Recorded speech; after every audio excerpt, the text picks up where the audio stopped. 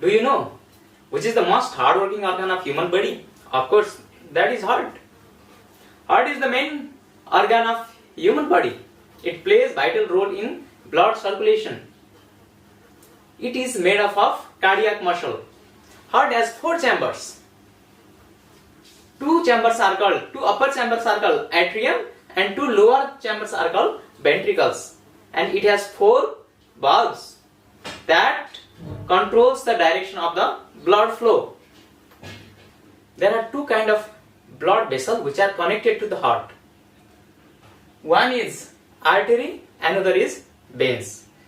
Actually, especially arteries carries the blood from heart to other part of the body. Once again, arteries carries the purified blood from heart to the other part of the body, and veins carries unpurified blood from different part of the body to the heart. But here, what is the difference is that the pulmonary artery and the pulmonary veins. The pulmonary artery carries deoxygenated blood from heart to the lungs, and pulmonary veins carries pure blood from the lungs to the heart. So this is little bit different here.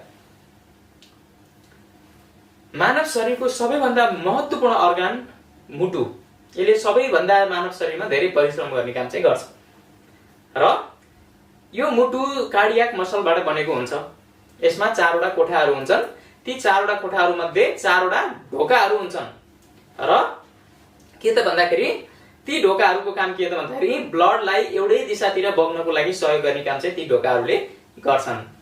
र 2 प्रकारका नली मुटुसँग जोडिएका हुन्छन्. एउटा नलीले शुद्ध रगत मुटुबाट शरीरको विभिन्न भागमा पुर्याउने काम गर्छ र अर्को थरी नलीले के त भन्दाखेरि अशुद्ध रगत मुटुसम्म शरीरको विभिन्न भागबाट ल्याउने काम गर्छ. तर फरक के छ त भन्दाखेरि पल्मोनरी आर्टरीले मुटुबाट फोक्सोसम्म अशुद्ध रगत लिएर जाने काम गर्छ.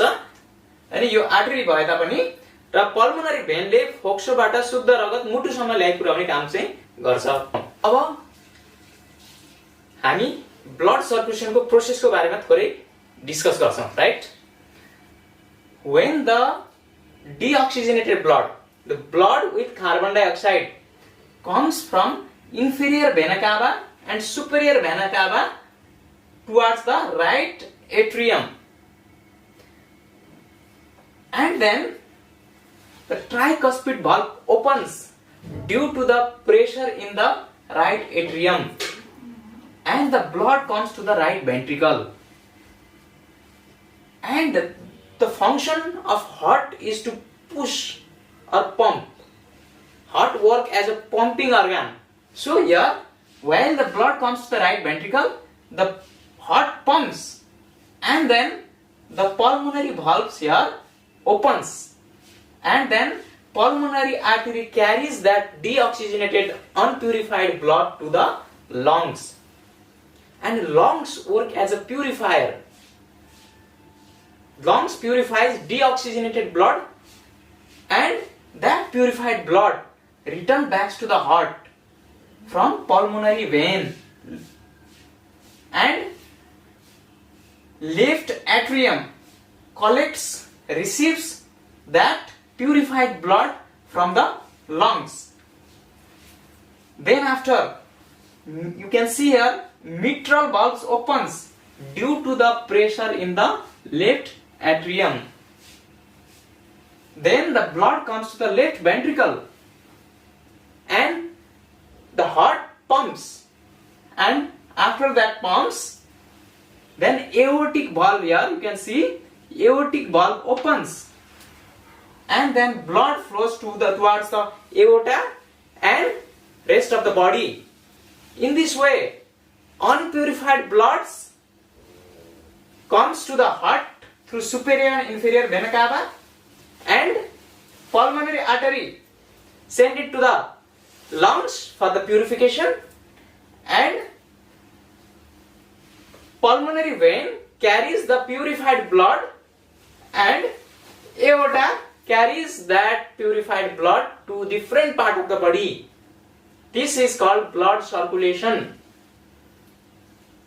शरीरको विभिन्न भागमा रहेको अशुद्ध रगत सुपेरियर र इन्फेरियर भेना काभा हुँदै मुटुको राइट एट्रियमसम्म आइपुग्छ।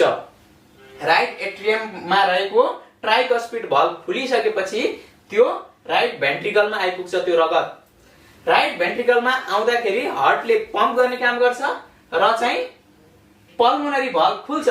पल्मोनरी भल्भ खुलिसकेपछि त्यो रगत पल्मोनरी आर्टरी हुँदै फोक्सोसम्म जान्छ।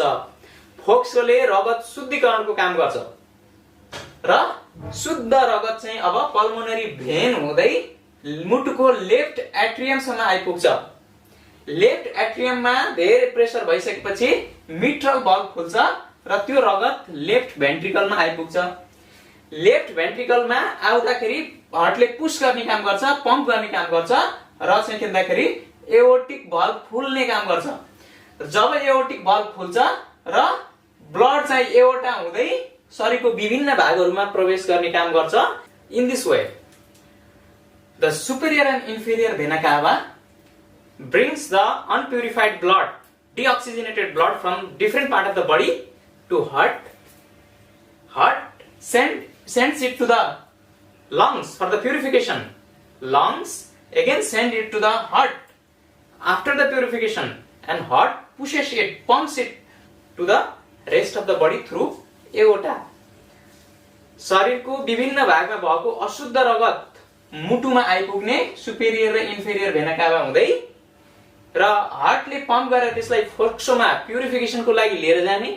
प्युरिफाइड भएको ब्लड फेरि हार्टको चाहिँ लेफ्ट एट्रियममा चाहिँ फर्केर आउने र त्यो हुँदै गर्दै शरीरको विभिन्न भागमा त्यो शुद्ध रगत जाने प्रक्रिया नै के भन्दाखेरि ब्लड सर्कुलेसन हो र मुटुले त्यो ब्लड सर्कुलेसनको पम्पिङ अर्गनको रूपमा महत्त्वपूर्ण चाहिँ के भन्दाखेरि हिस्सा खेल्ने काम गर्छ।